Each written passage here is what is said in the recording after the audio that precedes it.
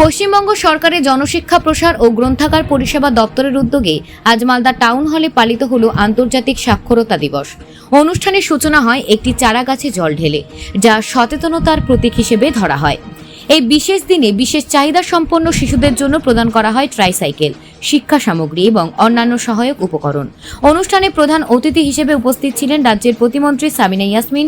এছাড়া উপস্থিত ছিলেন ইংরেজবাজার পৌরসভার চেয়ারম্যান কৃষ্ণেন্দু নারায়ণ চৌধুরী, অতিরিক্ত জেলাশাসক দেবাহুতি ইন্দ্র, মালদা জেলা গ্রন্থাগারের প্রশাসক প্রসেনজিৎ দাস এবং জেলা জনশিক্ষা প্রসার ও গ্রন্থাগার পরিষেবা দপ্তরের আধিকারিক সন্দীপ সুন্দর মণ্ডল সহ অন্যান্য পদস্থ আধিকারিকরা। অনুষ্ঠানে বক্তারা শিক্ষার গুরুত্ব এবং বিশেষ চাহিদা সম্পন্ন শিশুদের জন্য সরকারের বিশেষ উদ্যোগের প্রশংসা করেন। তারা জানান, সমাজের প্রতিটি স্তরে শিক্ষার প্রসার এবং অগ্রগতি নিশ্চিত করতে একসঙ্গে কাজ করা উচিত। Bureau report, News Prime Times. Mass education and library ডিপার্টমেন্টের উদ্যোগে পশ্চিমবঙ্গ সরকারের নির্দেশে প্রত্যেকটি জেলায় আন্তর্জাতিক সাক্ষরতা দিবস পালিত হচ্ছে।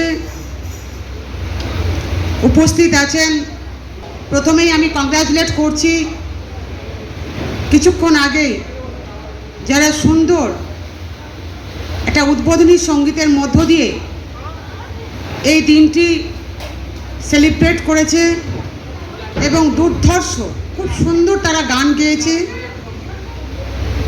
সে ব্লাইন্ড স্কুলের হেড স্যার কি এসছেন?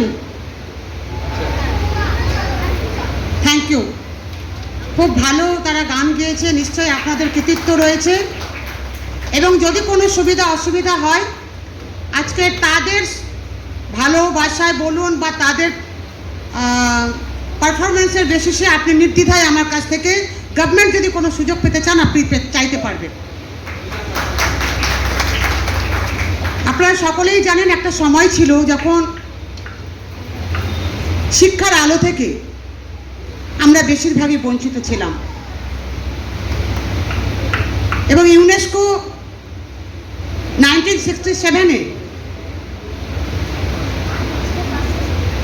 আন্তর্জাতিক সাক্ষরতা দিবস 8 সেপ্টেম্বর ঘোষণা করেন। সেই থেকেই আমরা আন্তর্জাতিক সাক্ষরতা দিবস 8 সেপ্টেম্বর পালন করি